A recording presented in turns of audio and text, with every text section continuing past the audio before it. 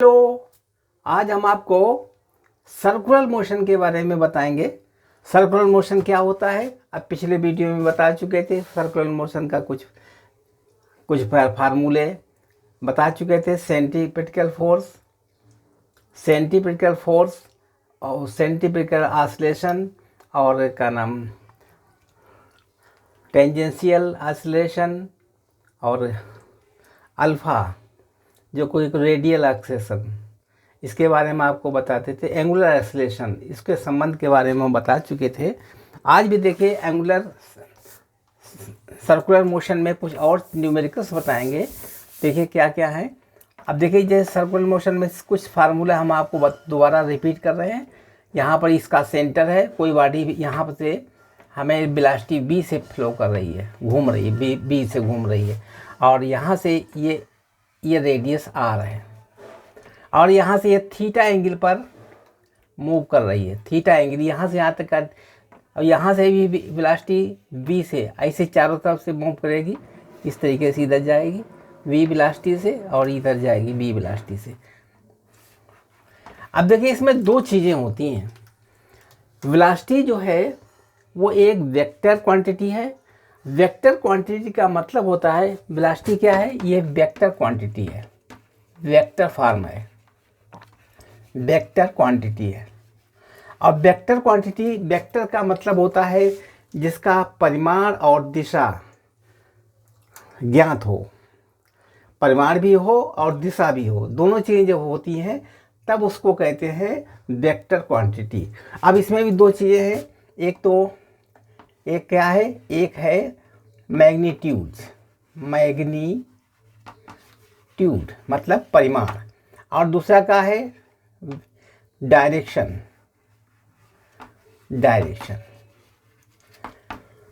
अगर कोई पार्टिकल एक सर्किल में वेलोसिटी से घूम रहा है, पहले डायरेक्शन, जब इसका डायरेक्शन चेंज होगा तो क्या होगा, जब डायरेक्शन चेंज होगा मैग्नीट्यूड का, तब क्या होगा, AC मतलब सेंट्रीपिटल एक्सेलरेशन होगा। डायरेक्शन चेंज, अगर वेलोसिटी में कोई चेंजिंग होती है, कोई चेंज होता है, वेलोसिटी में कोई चेंजिंग होती है, तो क्या होगा, इसमें एक्सेलरेशन पैदा होता है। एक्सेलरेशन अभी हम पीछे बता चुके हैं। जब वेलोसिटी में कोई चेंजिंग होती है, या तो मैग्नीट्यूड चेंज हो या डायरेक्शन चेंज हो, इन दो में से कोई एक चेंज होगा। मान लीजिए डायरेक्शन चेंज होगा, तब तो ये सर्किल में ही घूमेगा। अगर डायरेक्शन चेंज होगा, डायरेक्शन के साथ में अगर मैग्नीट्यूड भी चेंज होता है, तो इसमें अगर डायरेक्शन के साथ में मैग्नीट्यूड चेंज होता है तो इसमें कौन सा ऑसिलेशन लगता था, ये टेंजेंशियल ऑसिलेशन लगता था। टेंजेंशियल AT, इसको कहते हैं टेंजेंशियल ऑसिलेशन। जब डायरेक्शन चेंज होगा ही, जब केवल डायरेक्शन चेंज होता, मैग्नीट्यूड नहीं बदलता है, तब क्या होता है, अल्टरनेट, ये सेंट्रीपिटल एक्सेलरेशन लगता है। समझिए, बार बार वही बता रहे हैं। जब किसी सर्किल में जब कोई वेलोसिटी मैग्नीट्यूड नहीं चेंज होता है, मतलब वेलोसिटी सेम रहेगी, और केवल डायरेक्शन चेंज होता है, तो उसमें कौन सी वेलोसिटी लगती है, सेंट्रीपिटल एक्सेलरेशन। कौन सा लगता है एक्सेलरेशन, सेंट्रीपिटल एक्सेलरेशन। अगर यहाँ पर मैग्नीट्यूड भी चेंज होता है तो कौन सा लगेगा, टेंजेंशियल ऑसिलेशन। डायरेक्शन तो चेंज, हमेशा जब डायरेक्शन चेंज होगा तभी तो सर्किल घूमेगा, और डायरेक्शन के साथ साथ अगर मैग्नीट्यूड, इस वेलोसिटी का मैग्नीट्यूड यानी वेलोसिटी यहाँ पर v है, यहाँ पर v1 होगा, यहाँ पर v2 हो गया, यहाँ पर v3 हो जाए, यहाँ पर v4 हो जाए, तो अगर यहाँ पर डायरेक्ट वेलोसिटी चेंज होगी यानी मैग्नीट्यूड चेंज होगा, तो इसमें टेंजेंशियल ऑसिलेशन, समझिए क्या लगेगा, टेंजेंशियल ऑसिलेशन। और बिगाड़ दें इसको, आप समझ गए होंगे।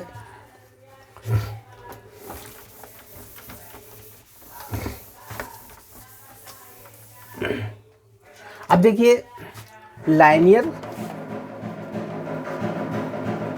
और दूसरी चीज आती है एंगुलर। लाइनियर एंगुलर में क्या संबंध है? लाइनियर दूरी को यह कहते हैं एस। एस माने लाइनियर डिस्टेंस। और इसमें क्या कहते हैं लाइनियर डिस्टेंस को, यानी इसको कहते हैं लाइनियर डिस्टेंस को एस, और इसको कहते हैं थीटा। एंगुलर डिस्टेंस को थीटा कहते हैं, और ये लाइनियर डिस्टेंस क्या होता है यस। ठीक है। और इसके बाद में इसका संबंध क्या होगा, एस बराबर होता है आर थीटा। आर थीटा होता है संबंध, एस बराबर आर थीटा। इसी तरीके से वेलोसिटी डी एस अपान डी टी कर दीजिए, दोनों में बराबर हो जाएगा R D theta upon d T. तो इसका संबंध क्या हो गया, ये v बराबर हो गया आर थीटा। ये हम पीछे बता चुके थे।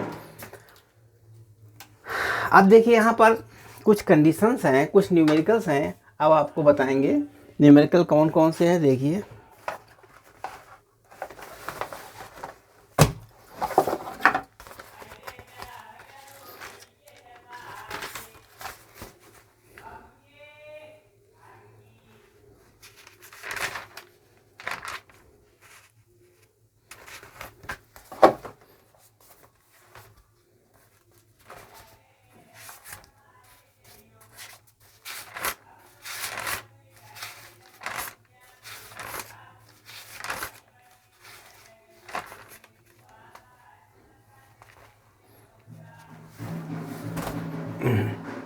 पीछे बता चुके थे, बिगाड़ते हैं इसको।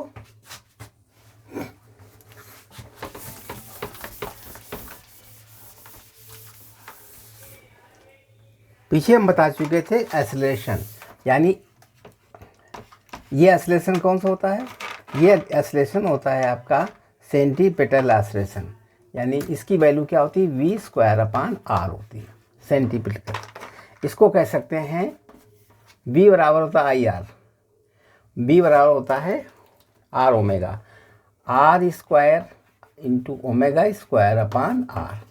तो लिख सकते हैं आर ओमेगा स्क्वायर, यह आर ओमेगा स्क्वायर हो जाएगा। इसके बाद में ये टेंजेंशियल एक्सेलरेशन क्या होता है, टेंजेंशियल एक्सेलरेशन होता है d अपान डी टी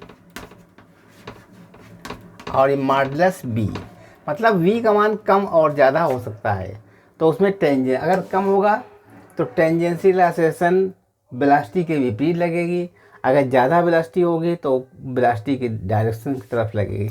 ये होता है टेंजेंशियल एक्सेलरेशन। और ए नेट निकाल सकते हैं। ए नेट का सूत्र क्या होता है, ए नेट होता है D V upon d T.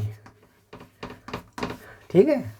और या ए नेट ये भी लिख सकते हैं इसको under root A C square plus A T square, a T square. ठीक है, ये भी सूत्र हो जाता है। चार हमने बता दिए हैं, एक तो ये फार्मूला, एक ये फार्मूला, एक ये फार्मूला, एक ये फार्मूला। अब इसके ऊपर कुछ न्यूमेरिकल्स लगाएंगे। न्यूमेरिकल कौन कौन से होंगे देख लीजिए।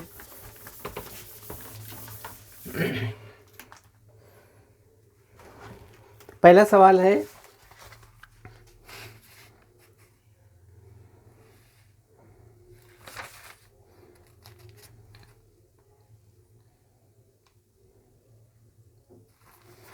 b बराबर 2t। फर्स्ट क्वेश्चन है v बराबर 2t और r बराबर 9, r बराबर 9 मीटर।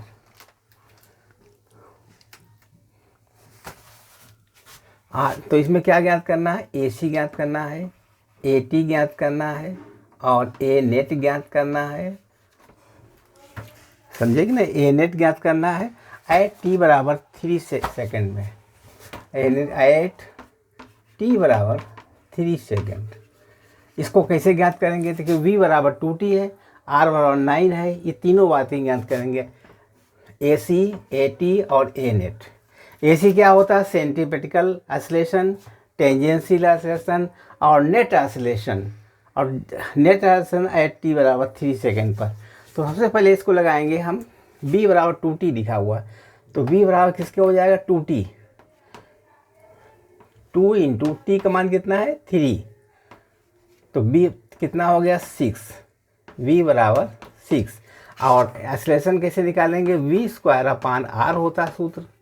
क्या होता है, v square upon r. V का मान कितना है 6 × 6 अपान आर का मान कितना है, आर का मान 9 है। काट दीजिए, 3 त्रिका 9, 3 दूनी 6, 3 दूनी 6 बराबर 4 आ गया मीटर प्रति सेकेंड स्क्वायर। ये एक्सेलरेशन याद कर लिया है। कौन सा, सेंटीपिटिकल एक्सेलरेशन। अब टेंजेंशियल एक्सेलरेशन कैसे निकालेंगे, टेंजेंशियल एक्सेलरेशन निकालने के लिए टेंजेंशियल एक्सेलरेशन का सूत्र कौन सा लगेगा, ये तो हमने सेंटीपिटिकल निकाल लिया। अब टेंजेंशियल एक्सेलरेशन का सूत्र लिखेंगे ए टी बराबर D modulus V upon d T, ये सूत्र लगेगा। अब b एक कांस्टेंट है 2t, तो क्या हो गया d 2t अपान डी टी। इसका क्या हो गया मान, इसका मान हो गया 2, इसका डिफरेंशिएट कितना हुआ 2, यही ए टी का मान हो गया। ए टी बराबर निकलेगा 2 मीटर प्रति सेकेंड स्क्वायर। ठीक है, ये 2t का मान आ गया।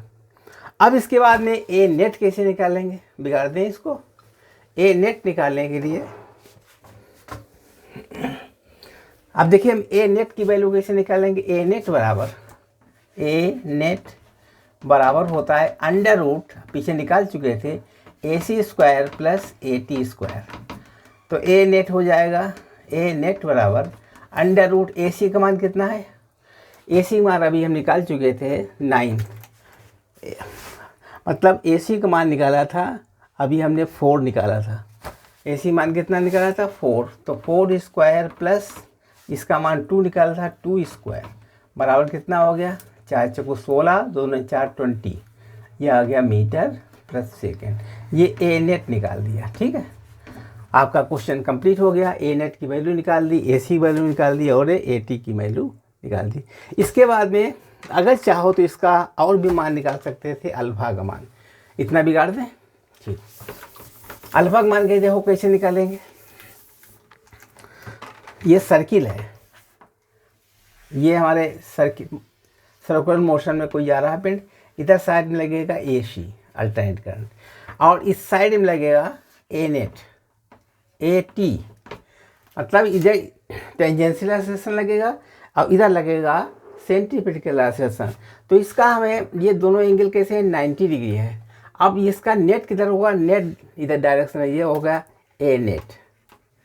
अब ये ए नेट में ये एंगल कितना होगा, अब देखिए ये नेट 90 डिग्री है, तो यहाँ का मान अल्फ़ा कैसे निकालें। अल्फ़ा निकालने के लिए tan अल्फ़ा का सूत्र लगा दीजिए। tan अल्फ़ा बराबर ए सी, ये ऊपर चला जाएगा यहाँ पर, और ये लंब हो जाएगा ना यहाँ पर इस तरीके से, तो यहाँ ए सी हो जाएगा ए सी अपान ए टी। तो कितना हो गया tan अल्फ़ा बराबर, ए सी मान कितना निकाला था 4 और ये मान 2 निकाला था, बराबर 2 हो गया। यानी अल्फ़ा का मान निकल आएगा tan इनवर्स 2, ये आंसर आ गया। ठीक है, tan इनवर्स 2। अब हमने ज्ञात कर लिया ए सी का मान भी tan इनवर्स 2। अगला सवाल देखिए, दूसरा क्वेश्चन क्या है, बिगाड़ते हैं इसको, कर लीजिए इसको। क्वेश्चन नंबर नेक्स्ट,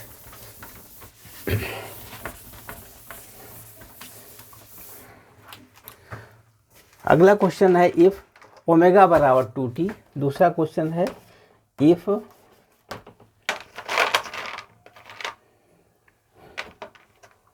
ओमेगा बराबर 2t। ओमेगा बराबर कितना है 2t और r कितनी है 2, r बराबर 2। क्या ज्ञात करना है हमको, find a C eight t बराबर 3। फाइंड ए सी मतलब सेंटीपिटिकल एक्सेलरेशन और a T tangential acceleration, A net ज्ञात करना है। और इसके बाद में ए नेट के बाद में कहाँ नेट ज्ञात करना, एट टी बराबर 3 पर 3 सेकेंड पर आई नेट ज्ञात करना। पहले हम ओमेगा दिया हुआ है तो वी निकाल लेंगे, क्यों जानते हो वी बराबर होता है आर ओमेगा। आर ओमेगा होता है, यानी वी कितना हो जाएगा, आर कितनी है 2, ओमेगा कितना है 2t बराबर कितना होगा 4t। वी का मान आ गया। अब अल्टरनेटिव मतलब सेंटीपिटिकल एक्सेलरेशन कैसे निकाल लेंगे तो ए सी बराबर होता है वी स्क्वायर अपान आर। अब वी का मान कितना है इसमें देखिए 40, टी का मान यहाँ 3 सेकेंड लिखा हुआ, तो 4 × 3 कर दीजिए, बराबर हो गया 12। यहाँ लिखेंगे 12 × 12 स्क्वायर कर दीजिए। आर कितनी इसमें है, आर है 2, यानी 2 से कट गया 2 छंग 12, 5 छंग 72। AC बराबर कितना आएगा, 72 मीटर प्रति सेकेंड स्क्वायर। ये निकलेगा AC का मान। ठीक, अब इसके बाद निकालेंगे हम AT का मान। बिगाड़ दें इसको। अब AT कैसे निकालेंगे, टेंजेंशियल एक्सेलरेशन कैसे निकालेंगे, d/dt कर दीजिए टेंजेंशियल के। v का मान कितना निकाला था, v का मान टेंजेंशियल 4t निकाला था, 4t निकाला था। अब देखिए इसका मान कितना होगा, 4t का डिफरेंशिएट कितना होगा, t। अभी रिस्पेक्ट टू t dt निकालना था, तो 4 हो गया यहाँ पर। अब इसका नेट निकाल लीजिए, नेट एक्सेलरेशन कितना निकलेगा, देखो नेट निकाल लीजिए। a नेट बराबर √AC² प्लस AT² बराबर कितना हो जाएगा, AC कितनी है इसमें, AC निकाली थी 72² प्लस AC कितने निकाली थी 4²। अब इसको आप लोग निकाल सकते हैं अपने आप ही, चाहो तो निकाल लीजिए अपने आप भी। ठीक है, 470 इसका स्क्वायर की इसका स्क्वायर, इसके बाद में रूट ले लीजिए, कंप्लीट हो जाएगा। ये तो है क्वेश्चन नंबर 2। अब क्वेश्चन नंबर 3 बिगाड़ते हैं, इतना समझ गए इसको। ठीक,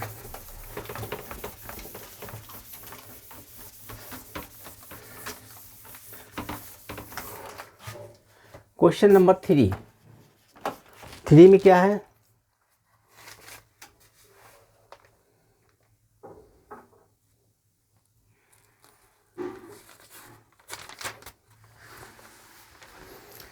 इफ W बराबर 2t, इफ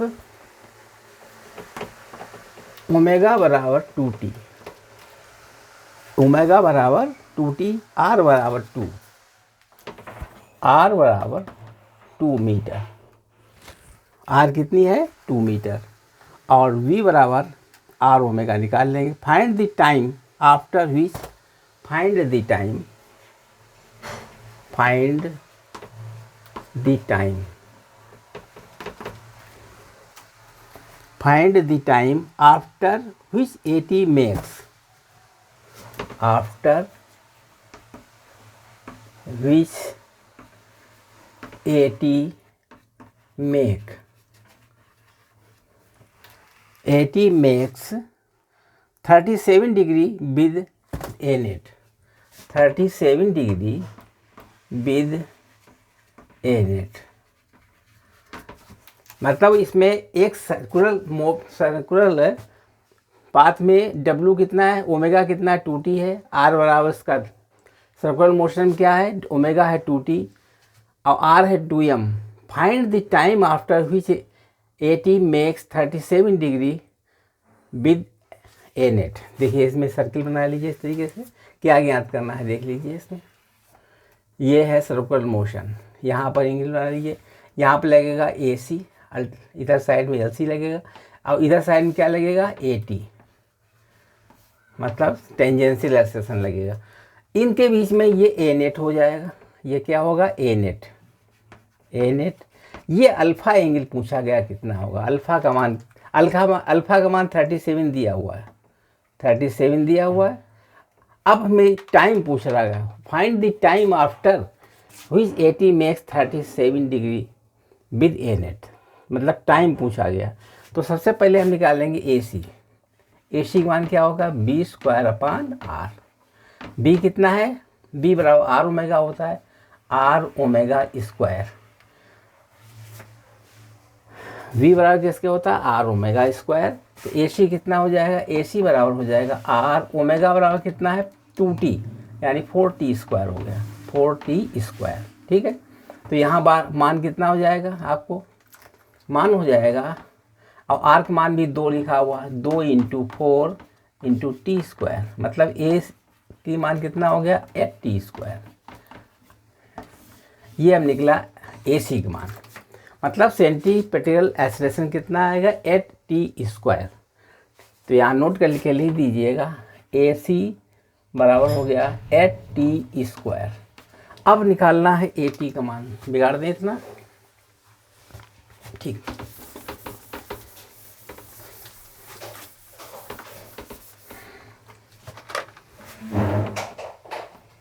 ए टी बराबर a t is equal to d upon d t into b, और ए टी का मान निकाल लीजिए t upon d t, b का मान कितना है, बी बराबर होता है आर ओमेगा,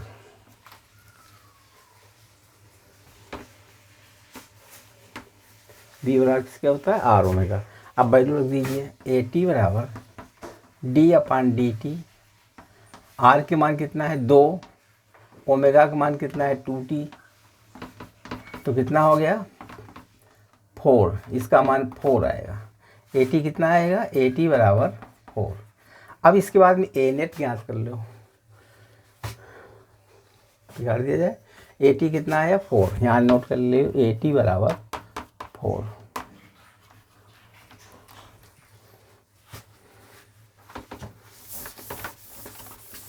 टेन अल्फा ज्ञात कर लीजिए, टेन अल्फा बराबर ए सी अपान ए टी।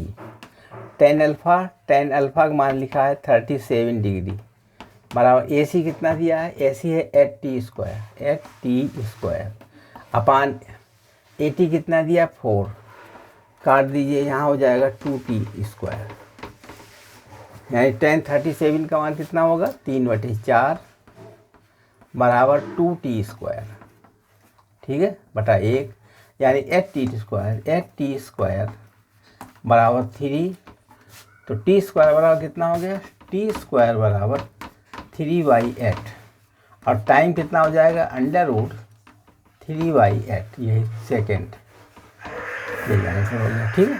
देख लीजिए इसको इसी तरीके से, w बराबर 2t है, r बराबर 2, find the time after which A T makes angle 37 degree, तो टेन अल्फा बराबर होता है ए सी अपान ए टी, ए सी का मान निकाल चुके हम, ए टी का मान निकाल चुके, ए सी का मान निकाल चुके, टी स्क्वायर, ए टी का मान कितना 4, ऐसे 1037 का मान निकाल कर हमने टी का मान इतना याद कर लिया, ठीक है।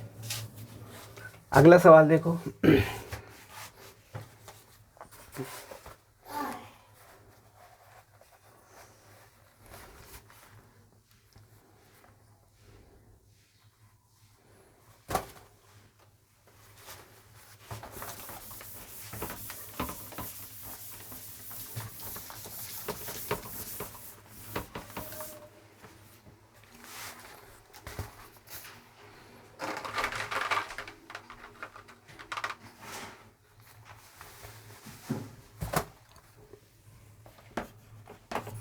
v बराबर 4 मीटर पर सेकेंड और r बराबर 2 मीटर, r बराबर 2 मीटर, ठीक है। Find a c a t and a net, आप जानते हो find a c a t a net, तो ए सी बराबर क्या जानते हो, v स्क्वायर अपान r होता है, v कितना है इसमें 4 है, तो 4 स्क्वायर अपान r कितना है 2, यानी 4 स्क्वायर में 8 हो गया मीटर पर सेकेंड स्क्वायर, ठीक है। ये हमारा निकला मान किसका, AC का। अब इसके बाद निकालेंगे AT, AT बराबर कितना होगा, AT होता है D अपान डी टी इंटू बी। अब देखिए D अपान डी टी, B कितना है इसमें, V है 4, यानी 4 कांस्टेंट, यानी इसका मान हो जाएगा 0। AT का मान कितना हो गया 0, AT का मान 0। जब कभी कांस्टेंट वेलोसिटी होती है, वेलोसिटी चेंज नहीं होती है, केवल 4 होती है या 2 होती है, 10 होती है, तब AT का मान कितना होगा 0 हो जाएगा। कांस्टेंट वेलोसिटी में 0, टेंजेंशियल एक्सेलरेशन क्या होता है 0। अब ए नेट ज्ञात कर लीजिए, ए नेट बराबर होगा √AC square plus AT square, ठीक है। तो ए नेट बराबर हो जाएगा √AC स्क्वायर, ठीक है। AC का मान कितना है इसमें, AC का मान निकाला था हमने 8, तो 8 स्क्वायर, तो इसका हो जाएगा 8।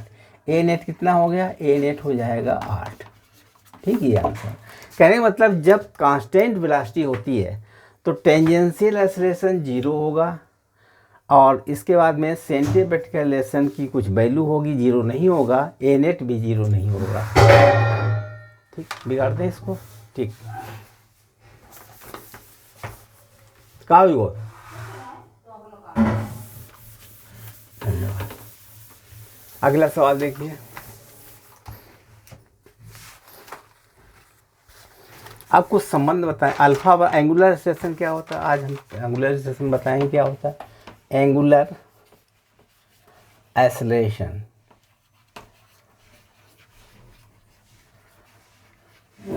इसको कहते हैं अल्फा।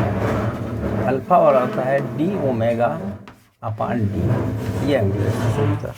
इनके संबंध देख लीजिए। एस यहाँ पर लाइनियर एक्सेलरेशन, लाइनियर और एंगुलर, और रिलेशन क्या होता है।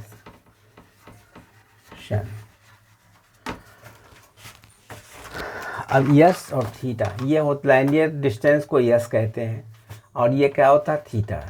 लाइनियर डिस्टेंस को एस कहते हैं, एंगुलर डिस्टेंस को थीटा। तो इसका संबंध क्या होगा, एस बराबर आर थीटा। याद रखो, एस बराबर आर थीटा, इनका संबंध निकला है। अब इसके बाद में अगर इसकी वेलोसिटी v है तो इसकी वेलोसिटी क्या होगी, एंगुलर वेलोसिटी ओमेगा होती है। लाइनियर वेलोसिटी v है, एंगुलर वेलोसिटी ओमेगा। इनका संबंध क्या होगा, v बराबर आर ओमेगा। आर ओमेगा बता चुके हैं, v बराबर आर ओमेगा। इसी तरीके से लाइनियर एक्सेलरेशन होगा a, एंगुलर एक्सेलरेशन अल्फा होता है। इनका संबंध क्या होगा, a बराबर आर अल्फा। ये संबंध होगा, a बराबर आर अल्फा।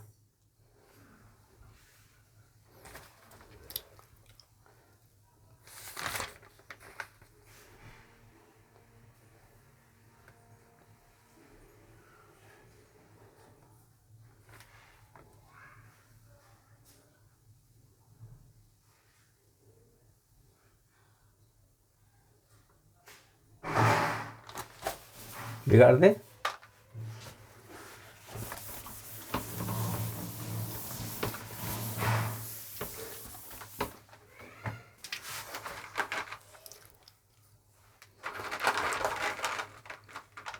अब क्वेश्चन एक है, यानी एक क्वेश्चन भी लगा दें, सॉल्व करते हैं। Question number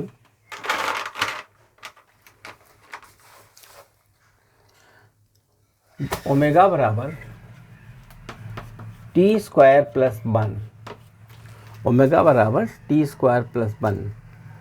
find alpha, find alpha angle ज्ञात करना है।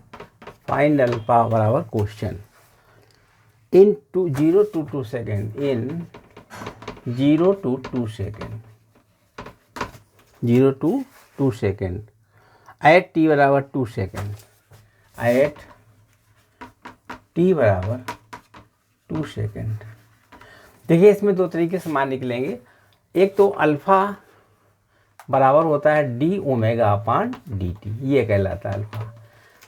डी ओमेगा वेलोसिटी में टी टी गुणा D omega upon d T, या इसको कह सकते थे अल्फा बराबर, अल्फा लाइनियर, अल्फा क्या कहेंगे, लाइनियर एवरेज। अगर अल्फा एक्सेलरेशन है, एवरेज निकालना चाहे तो डी ओमेगा क्या निकालेंगे इसमें, D omega, omega 2 D omega upon delta omega upon delta T. तो ओमेगा 1 माइनस ओमेगा 2, या इसका मान हो जाएगा ओमेगा 2 माइनस ओमेगा 1 अपान T2 माइनस T1। ये हमारे अल्फा एवरेज, मतलब ये कि अल्फा क्या चीज़ है,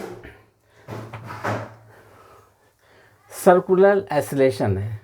सर्कुलर एक्सेलरेशन जो बनता है एंगुलर एक्सेलरेशन, अल्फा क्या कहते हैं, angular acceleration, angular acceleration, angular acceleration कहलाता है। और अल्फा का मान निकाल सकते थे d omega upon d t. R alpha बराबर हो गया delta omega upon delta t. ये कब निकालते थे, ये एवरेज में निकालते हैं। ये क्या होता है, इंस्टेंटियन निकालते थे। जब इंस्टेंटियन मान निकालते बहुत कम सूझ में इंस्टेंटियन, और अल्फा का एवरेज निकालने से डेल्टा। ठीक, ये दो सूत्र हैं, ये सूत्र से इसको मान निकाल सकते थे। अब हम चूंकि निकालना चाहते हैं, दो प्रकार से मान निकलेगा। एक तो अल्फ़ा एवरेज निकाल लीजिए, अल्फ़ा एवरेज में क्या लिखेंगे, delta omega upon delta T, ठीक है।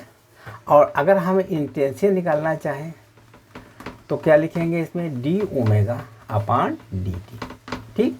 तो पहले हम इसका मान निकाल लेंगे, अल्फ़ा एवरेज का मान कैसे निकालेंगे, इसका डिफरेंस ले लेंगे, यानी 2 माइनस ओमेगा 1 अपान T2 माइनस T1।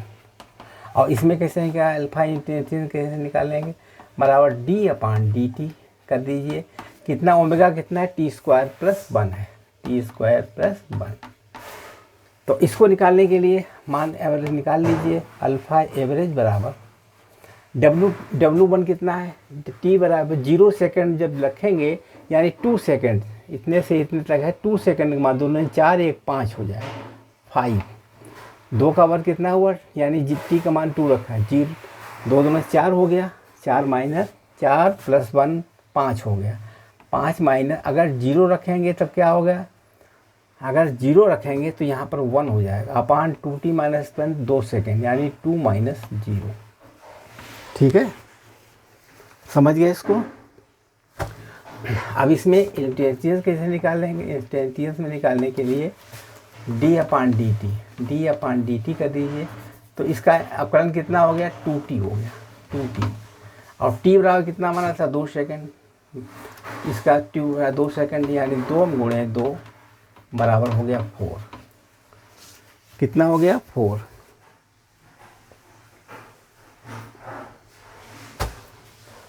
रेडियन पर सेकेंड, ठीक, ये मान आ गया है, ठीक है। तो इसको मान निकालने की अल्फ़ा एवरेज की वैल्यू कितनी आ जाएगी, 5 में 1 4 4 में 2 2 निकलेगा, 2 रेडियन पर सेकेंड, ठीक है।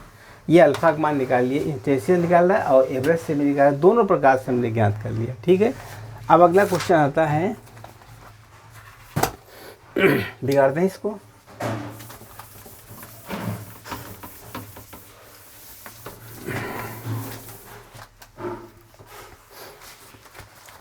अगर b कांस्टेंट हो, अगर वेलोसिटी कांस्टेंट है, यानी क्वेश्चन नंबर 1, अगर वेलोसिटी कांस्टेंट है, v इज कांस्टेंट हो, v कांस्टेंट हो तो क्या निकलेगा, AC सबका वैल्यू क्या निकलेगी, देखिए अगर v कांस्टेंट है तो हम क्या करेंगे, AC कैसा होगा, AT कैसा होगा, A नेट कैसा होगा, अल्फ़ा कैसा होगा। अगर जब कांस्टेंट निकालते थे तो ये 0 नहीं होगा, बी कांस्टेंट है, अगर बी कांस्टेंट है तो सेंटीमीटर एक्सेलरेशन इज नॉट 0 नहीं होगा, समझ गया, क्योंकि वो घूमता रहेगा कांस्टेंट में। लेकिन टेंजेंशियल एक्सेलरेशन कैसा होगा, 0 होगा। ए नेट भी 0 नहीं होगा, क्योंकि ए नेट का मतलब दोनों के मान से निकलता है, तो ये भी 0 नहीं होगा, इज नॉट इक्वल टू 0। और अल्फ़ा का मान, अल्फ़ा का क्या मतलब होता है, अल्फ़ा बराबर होता है D omega upon d T, D omega upon d T. तो ये अल्फ़ा बराबर होता है डी अपान, इसको कह सकते थे ए बराबर आर अल्फ़ा, ये भी एक फार्मूला होता है। और ये टेंजेंशियल एक्सेलरेशन होता है, हमेशा ध्यान रखो ये टेंजेंशियल एक्सेलरेशन होता है आर अल्फ़ा सूत्र में। तो ए बराबर देखिए, जहाँ जो तुमने पढ़ा होगा ए बराबर आर अल्फ़ा, लेकिन ए जो होता है वो टेंजेंशियल एक्सेलरेशन होता है। कौन सा होता है, टेंजेंशियल एक्सेलरेशन। अब टेंजेंशियल एक्सेलरेशन चूँकि 0 है तो इसके मतलब हो जाएगा अल्फ़ा का मान भी 0 हो जाएगा, ठीक, यहाँ पर भी मान 0 हो जाएगा, ठीक। तो इस तरीके से अगर v कांस्टेंट है तो इतनी चीज़ें 0 हो जाएंगी, केवल ए सब चीज़ 0 हो जाएगी, केवल ए v कांस्टेंट होने पर ये चीज़ें निकल आएंगी, ठीक है। नोट कर लीजिए इसको।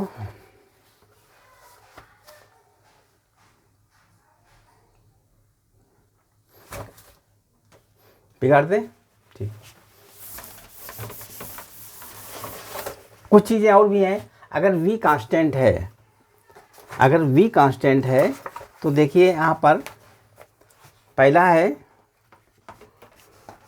dv अपान dt, ये क्या चीज़ है? नेट ऑसिलेशन, जिसको कहते हैं नेट ऑसिलेशन, ए नेट। तो ए नेट का मान कितना होगा? जब b कांस्टेंट है तो ए नेट का मान होगा 0। आप पीछे बता चुके थे, ये ए नेट का मान भी 0 नहीं होगा, इज नॉट 0। ए नेट का मान 0 नहीं होगा। अब दूसरी बात है, दूसरा है d अपान dt। अगर मॉडुलस b, कहने मतलब टेंजेंशियल ऑसिलेशन है। कौन सा ऑसिलेशन है? टेंजेंशियल। अब b कांस्टेंट होगा तो टेंजेंशियल ऑसिलेशन क्या होगा? 0 होगा, क्योंकि वेलोसिटी कांस्टेंट है तो उस टेंजेंशियल ऑसिलेशन लगेगा नहीं। नंबर तीसरी आती है, और कुछ चीज़ें देखिए। एंगुलर ऑसिलेशन क्या होगा? एंगुलर ऑसिलेशन होता है डी ओमेगा अपान dt।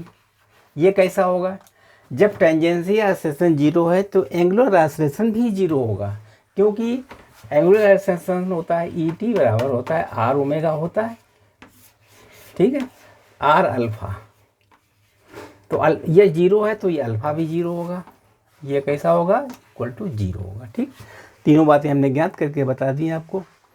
अब इसके बाद में अगला क्वेश्चन है तीसरा, बिगाड़ दे इतना, समझ गया?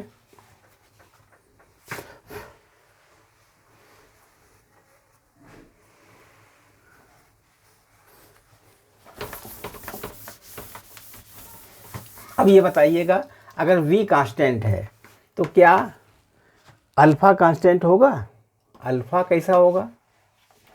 और दूसरी बात है टेंजेंशियल ऑसिलेशन कैसा होगा?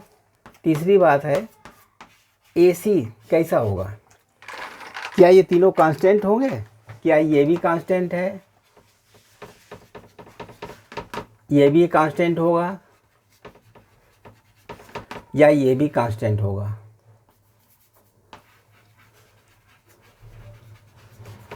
आप जानते हैं अल्फ़ा ये कांस्टेंट, अगर v कांस्टेंट है तो अल्फ़ा कैसा होगा? अल्फ़ा भी कांस्टेंट होगा, क्योंकि उसका वेलोसिटी सेम रहेगी। तो अल्फ़ा बराबर क्यों? अल्फ़ा बराबर होता है डी ओमेगा अपान dt होता है, तो ओमेगा 0 रहेगा, तो ये कांस्टेंट होगा। तो ये भी कांस्टेंट सही होगा, अब ये भी कांस्टेंट रहेगा। और ये कैसा होगा? ये कांस्टेंट नहीं है, नो कांस्टेंट,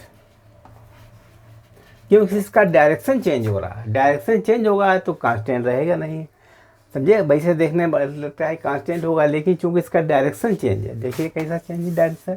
इधर AC बनेगा, डायरेक्शन चेंज होगा, इधर AC हो जाएगा, इधर AC हो जाएगा। तो डायरेक्शन जब चेंज होगा तो ये कांस्टेंट नहीं होगा। ये दो तो कांस्टेंट हो जाएंगे, लेकिन ये कांस्टेंट नहीं होगा। ठीक है, अगला क्वेश्चन है, बस इतना ही बताना था हमको, और कुछ नहीं, बस थोड़ा फार्मूला और लिख लीजिएगा क्या क्या चीज़ होती है, बस और कुछ नहीं। आप जानते हैं कि सेंटीमीटर फोर्स क्या होता है? v² अपान r, ये होता है, या इसको कहते हैं R omega square, R omega square. ठीक है, दूसरा होता है टेंजेंशियल ऑसिलेशन क्या होता है? d अपान dt, और यहाँ पर रहेगा v, ये होता है स्पीड कांस्टेंट होती है, यानी स्पीड कांस्टेंट है, यानी स्पीड, इसको कहते हैं स्पीड कांस्टेंट रहती। ठीक, तो यहाँ पर ये सूत्र हो जाएगा। उसके बाद में सूत्र ए नेट क्या होगा? ए नेट बराबर होता है √AC² प्लस AT²। और ए नेट को ये भी लिख सकते थे, ए नेट को इस फॉर्म में भी लिख सकते थे dv अपान dt मॉडुलस करके, ये ए नेट हो गया। उसके बाद में AT बराबर R अल्फ़ा, क्या होता है? R alpha. और AT क्या? A, चूँकि जानते हो A बराबर होता है R अल्फ़ा, तो A जो होता है वो टेंजेंशियल ऑसिलेशन है, यानी AT है टेंजेंशियल ऑसिलेशन। ठीक है, तो इस तरीके से हमने पूरे क्वेश्चंस बता दिए हैं, सॉल्व कर दिए हैं, अच्छे ढंग से बता भी दिया है। तो अब आप हमारे चैनल को सब्सक्राइब कीजिए, शेयर कीजिए, दो कुछ करना। धन्यवाद। ठीक।